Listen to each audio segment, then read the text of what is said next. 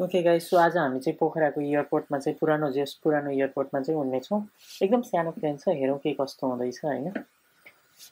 Elevation चाहिँ around 2600 जस्तो देखाएको हो कि 2000 जस्ट हाइटमै रहेछ।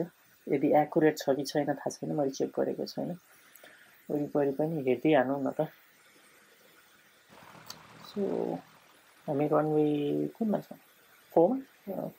रनवे 4 मा रहेछ। घरहरू चाहिँ बनाएको रहेछ, तर एक्युरेट छ जस्तो लागेन। पछाडिको डाँडो चाहिँ छ, सरङकोटतिरको डाँडो हो कि मोस्ट लाइकली। ओहो, त्यत्रो ठुलो ट्रकहरू पनि गुडिरहेको छ ल। ह्याङ्गर पनि रहेछ, कुन एयरलाइन्सको हो थाहा भएन, ह्याङ्गर पनि रहेछ हामीसँग। अचम्मको कुरा चाहिँ मैले के नोटिस गरेँ भन्दाखेरि चाहिँ त्यहाँ चाहिँ डेल्टाको प्लेन छ कि, त्यो चाहिँ लामो चाहिँ डेल्टा एयरलाइन्सको चाहिँ प्लेन छ। मोस्ट लाइकली डेल्टा एयरलाइन्सको चाहिँ पोखरामा आएको छैन, तर मलाई थाहा छैन। हाम्रो टावर चाहिँ त्यहीँ छ। ओके, काउँ डाँडा होला, सिधै अगाडिको काउँ डाँडा होला। हिमालहरू एकदम राम्ररी चाहिँ रिप्रेजेन्ट गरेको रहेछ।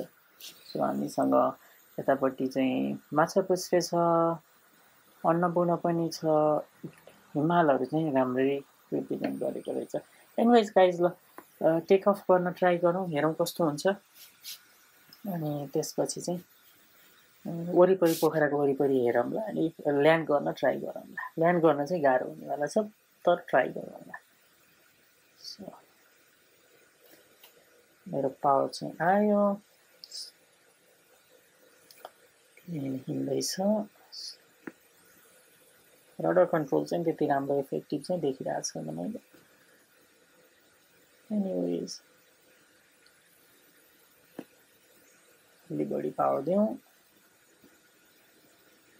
रनवे चाहिँ यो सानो प्लेनको लागि चाहिँ इनफ हुनुपर्छ।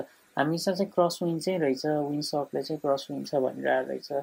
लेफ्टबाट आएको छ। सेन्ट्रल लाइन चाहिँ छोडिदिउँ, अहिले मेन्टेन हुन सकेको छैन। ल ठिक छ, फुल पावर दिउँ। रनवेबाट बाहिर चाहिँ नजाउँ होपफुल्ली। ल टेक अफ भयो। Take of.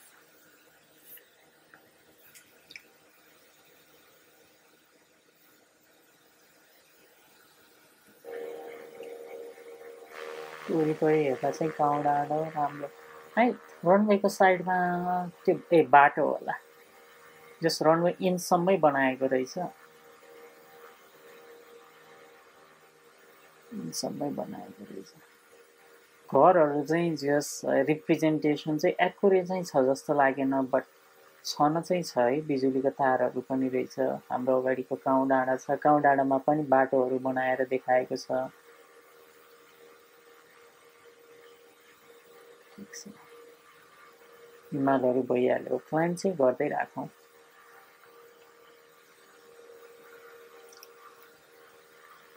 बिजुलीको पोलहरू भयो। सरङकोट होला त्यो, त्यसमा चाहिँ सरङकोटको कस्तो चुच्चो चाहिँ सिधै ट्रायङ्गल बनाइदिएको रहेछ डाँडाहरू चाहिँ धेरै जसो।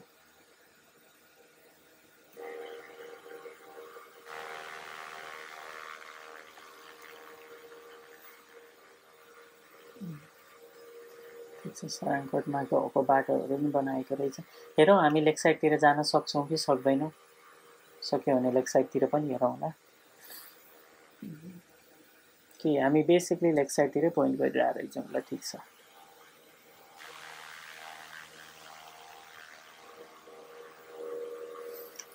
ल लेक साइडको होटेलहरू चाहिँ बनाएको रहेन रहेछ, बाटोहरू चाहिँ रहेछ,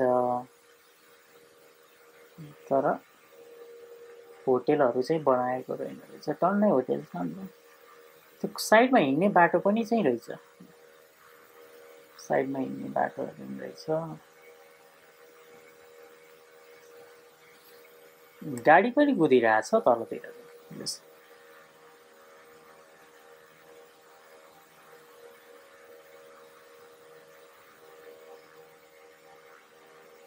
एकदमै राम्रो छ, यतिको पनि धेरै राम्रो हो।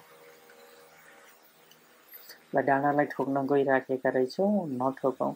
ल ल्यान्डिङ गर्न आउन ट्राई गरौँ है त। मैले चाहिँ इन्स्ट्रुमेन्ट ल्यान्डिङ गर्दैन, यसपालि चाहिँ भिजुअल ल्यान्डिङै गर्न ट्राई गर्छु। ल्यान्डिङ चाहिँ राम्रो हुनेवाला छैन, तैपनि ट्राई गरौँ होला। सो बेसिकली चाहिँ लेक साइडतिरबाट घुमेर आएर ल्यान्ड गर्न चाहिँ मिल्ने रहेछ।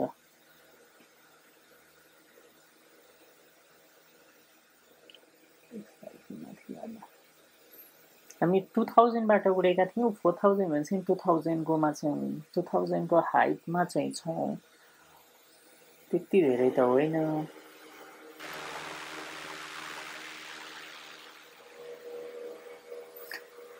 रनवे पनि छ, थोरै तल जान ट्राई गरौँ है त, के भन्दा अराउन्ड 1000 फिटको ट्राफिक प्याटर्न अल्टिट्युड हालेर एज्युम गरेर चाहिँ थोरै तल जान ट्राई गरौँ।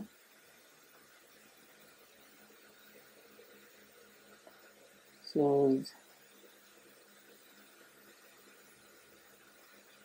थोरै डाइभ चाहिँ नगरौँ। रनवे मेरो हरायो, तर खोजौँ, भेटिन्छ। राइट देयर रनवे पनि फेला परिसकेको छ। धेरै नै हाई छु म रनवेबाट हेर्दाखेरि। डिस्टेन्स चाहिँ मैले हेरिनँ डिस्टेन्स कति छु, तर हाई चाहिँ म डेफिनेटली हाई छ।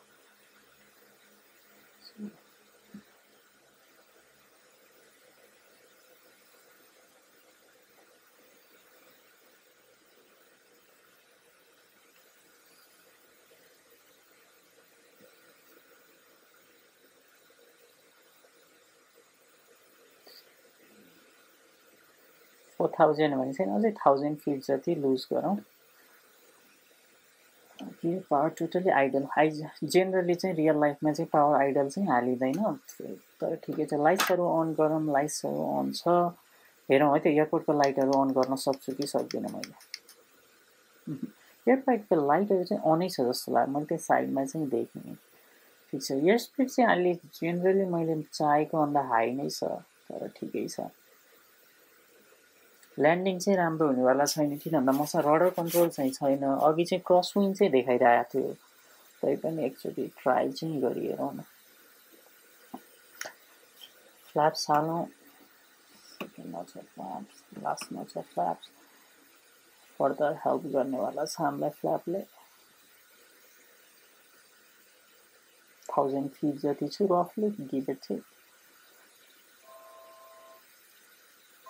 एयर स्पिड चाहिँ लास्टै स्लो भएको छ, तर ठिकै छ, थोरै पावर दिउँ एयर स्पिडको लागि।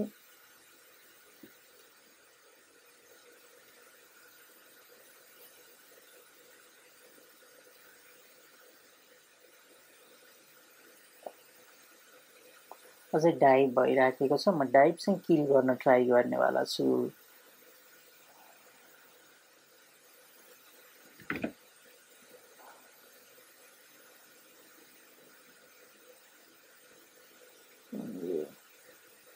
क्रसविङले गर्दा मेरो ल्यान्डिङ चाहिँ त्यति राम्रो हुनेवाला छैन, र मसँग गुड रडर कन्ट्रोल नै छैन। एयर स्पिड चाहिँ ठिकै छ, एयर स्पिड अहिलेसम्म सो फार सो गुड। ल अलिकति हाई नै छु, फ्लेयर गर्न एकछिनमा गरौँला। ल गरौँ, अझै पनि हाई नै छु। ल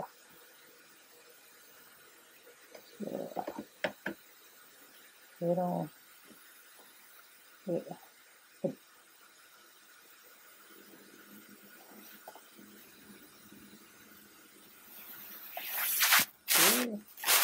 फाइनली ल्यान्डिङ पनि भएको छ। सोचे भन्दा राम्रै भयो, ल्यान्डिङ पनि भएको छ।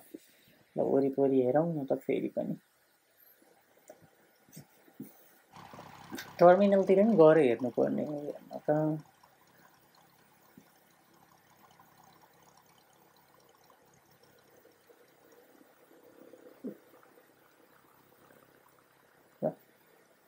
ओभरअल राम्रै छ। विन्डसक चाहिँ कता गयो? विन्डसक अगाडि रहेछ, लेफ्ट क्रस विन्डै छ, विन्डले डिरेक्सन चेन्ज गरेको छैन। ओभरअल एकदम रमाइलो। नेक्स्ट टाइम हामी अरू एयरपोर्टमा पनि जान ट्राई गरौँ यताबाट। एउटा चाहिँ मैले च्यालेन्ज देखेको चाहिँ कस्तो भयो भन्दाखेरि चाहिँ मोस्ट लाइकली मैले उडाउँदाखेरि यति सानो प्लेन उडाउँदाखेरि बिगेस्ट च्यालेन्ज मैले देखेको चाहिँ आउँदाखेरि चाहिँ मलाई यिनीहरूको इन्स्ट्रुमेन्ट अप्रोच छ कि छैन त्यो हेर्न मन लाग्यो। बिगेस्ट च्यालेन्ज चाहिँ त्यो साइडबाट आउनुपर्छ कि सिधा आउनको लागि चाहिँ यता पनि डाँडा छ, यता पनि लेफ्ट र राइटमा डाँडा छ, अनि कि हाईमा आएर डाँडा कटेर अनि बल्ल अल्टिट्युड लुज गर्नुपर्छ, त्यो चाहिँ बिगेस्ट च्यालेन्ज छ यदि एयरप्लेन चाहिँ ठुलो हुँदै गयो भने। बिसाइड द्याट ओभरअल राम्रै भयो। Thank you guys, next time अर्को भिडियोमा हेरौँला।